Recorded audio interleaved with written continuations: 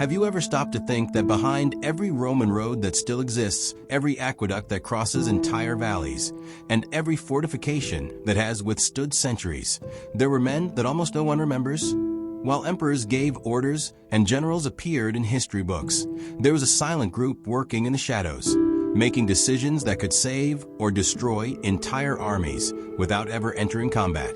Ordinary men who started as simple recruits, but who step by step rose through the ranks of the legion using something far more dangerous than the sword, knowledge. Today you will discover who these invisible men were who truly built Rome, how they were chosen, why their mistakes were fatal, and how the fate of the empire often passed through the hands of those whom no one saw. And I'm warning you, after this video, you will never look at a Roman road, a bridge, or a ruin the same way again. If you enjoy stories that reveal the hidden side of power, leave a like now, subscribe to the channel, and stick with me until the end. Because what follows explains how Rome dominated the world without having to fight every battle.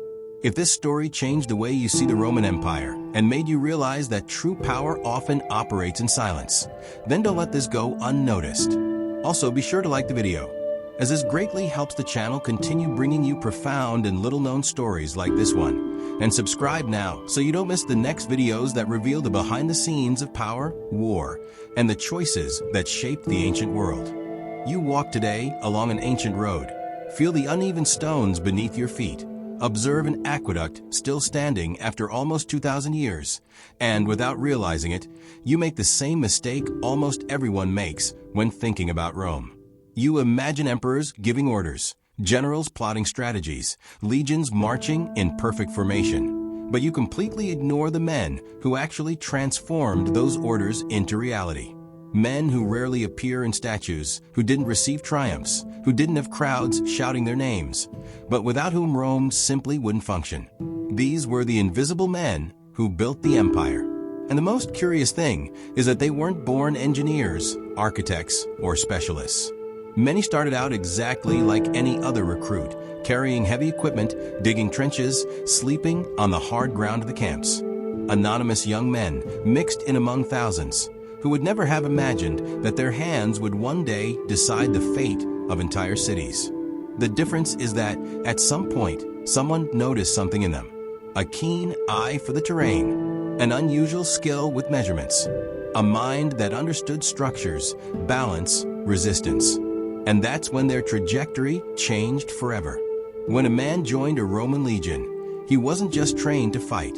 From the very first days, the army observed everything: strength, endurance, but also practical intelligence. Who learned quickly, who knew how to improvise, who solved problems without panicking. Rome didn't waste talent. On the contrary, it hunted for talent within its own ranks.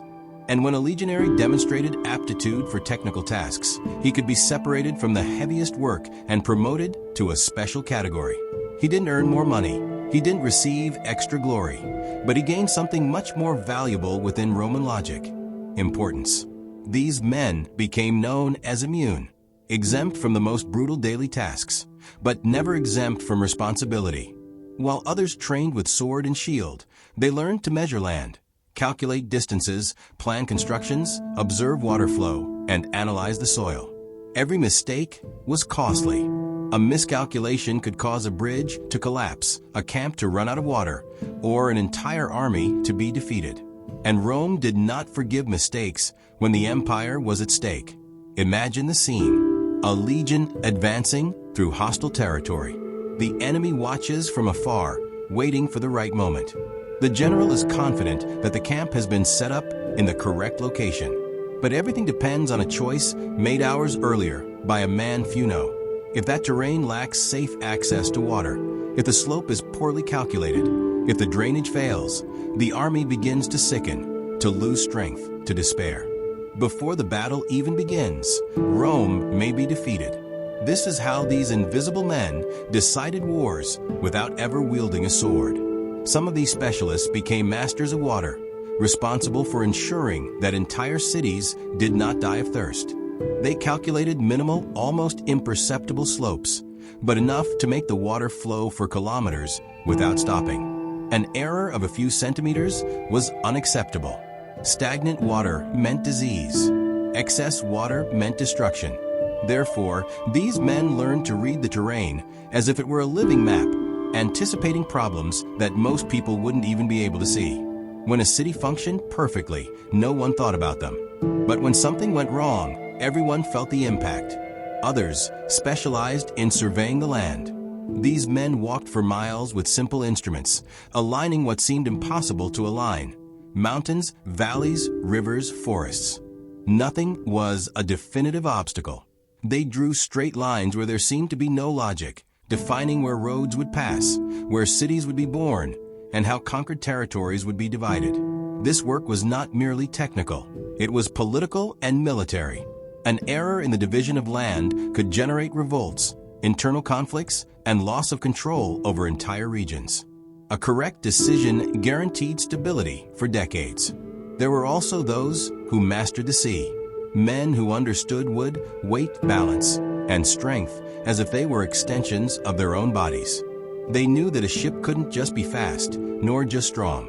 It needed to be reliable in storms, efficient in combat, and capable of carrying hundreds of men without compromising its structure. Every choice of material, every joint, every detail made the difference between returning home or disappearing into the depths of the sea. Entire ports sprang from the minds of these experts, transforming entire regions into centers of trade and military power. And when rivers needed to be crossed, the masters of bridges emerged. Permanent or temporary, simple or monumental, these structures were more than just passages. They were symbols of dominion. Building a bridge meant telling the enemy that no natural barrier was sufficient to stop Rome. Some were erected in a few days under pressure, with the constant risk of attack. Others defied violent currents and unstable terrain, supporting the weight of entire armies. Each bridge built was a silent but clear message. Rome would always find a way. The roads, perhaps the greatest symbol of Roman durability, were also born from the hands of these men.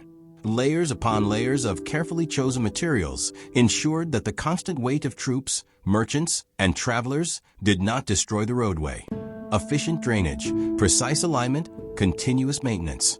These roads served not only for travel, they served for rapid response. Where a road existed, a legion could arrive.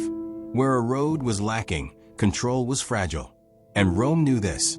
Now write in the comments what surprised you most about these invisible men who built Rome, and tell us if you imagined that such important decisions were in the hands of almost anonymous soldiers.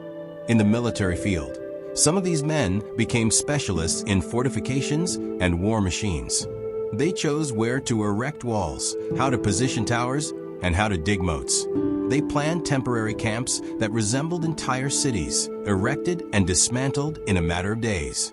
And when the moment of direct confrontation arrived, they were the ones who designed the machines capable of breaking through enemy defenses.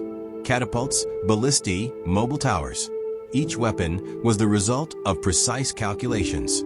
A mistake meant failure in combat. A success meant swift victory. But not all invisible men came from the lower ranks.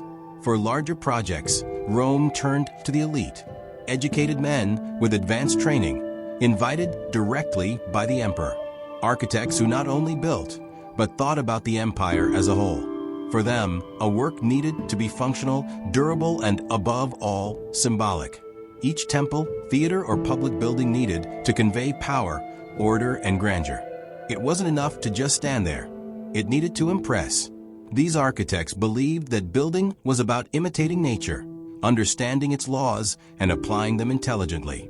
Before any stone was laid, the land was studied, the climate analyzed, and the final use defined. Nothing was improvised. Every decision carried the weight of the future. And when the work began, the architect was there, observing, correcting, adjusting. Because for Rome, a poorly constructed building was not just a technical error. It was an affront to the idea of eternity that the empire wished to represent. For centuries, these men worked without applause. Their names were lost, their stories rarely told, but their works remain, resisting time, weather, and wars. Every road that still cuts through modern landscapes, Every bridge that still stands firm, every ruin that still impresses, is a silent testament to the genius of these unseen men. Rome wasn't built solely with swords, discipline, and ambition. It was built with calculation, observation, patience, and human error. Men who rose through the ranks not through brute force, but through their ability to think under pressure. Men who proved that, often, true power lies not in who gives the order, but in who knows how to execute it.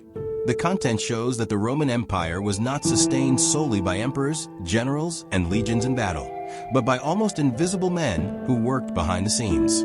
Ordinary soldiers who, by demonstrating practical intelligence and technical skill, were chosen from within the legion itself to assume decisive roles. These men became responsible for measuring terrain, conducting water, planning roads, building bridges, ports, fortifications, and war machines, making decisions that could guarantee victory or cause disasters even before the combat began.